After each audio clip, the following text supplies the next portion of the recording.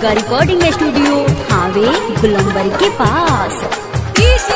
गुड्डू राज, गुड्डू राज, गुड्डू राज, समस्तीपुर, समस्तीपुर, समस्तीपुर,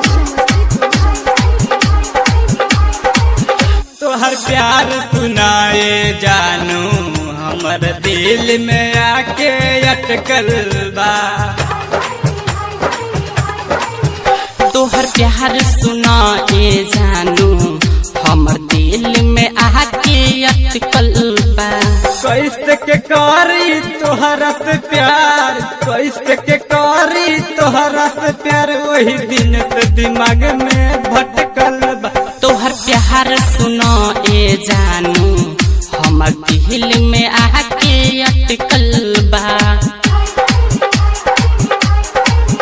तोहर प्यार सुनाए जानू हमर दिल में आके अटकल बा।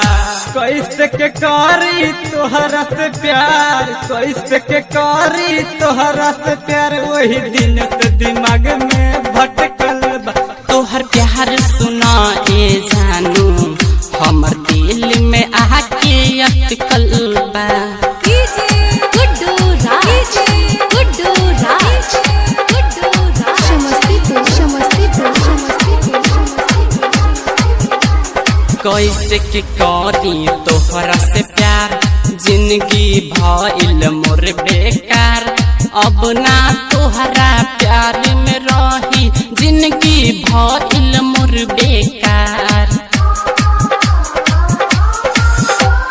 कैसे के करी तोहरा से प्यार, जिंदगी भइल मोर बर्बाद। अब ना तोहरा प्यार में रही, जिंदगी भइल मोर बेकार। साथ जन्म साथ देबू कि ना, साथ जन्म साथ देबू कि ना, वही दिन दिमाग हमर भटकल बा। तोहर प्यार सुनाए जानू हमर दिल में आके अटकल बा। गुड्डू राज, दुर्गा म्यूजिक हावे समस्तीपुर, समस्तीपुर, इमरान आलम के जानू कैसे के तू भुला गइलू। अब्दुल कादिर के बहिया में आके तू रुला दिहलू। जान करे जाते काहे आँख से तीर चलावेलू। अहमद नियाज के बहिया में आके कैसे तू भुला गइलू। जान से ज्यादा चाहिल तोहके, जान से ज्यादा चाहिल तोहके, करिल तोहसे प्यार हो। तोहर प्यार सुनाए जानू हमर दिल पे आके अटकल बा।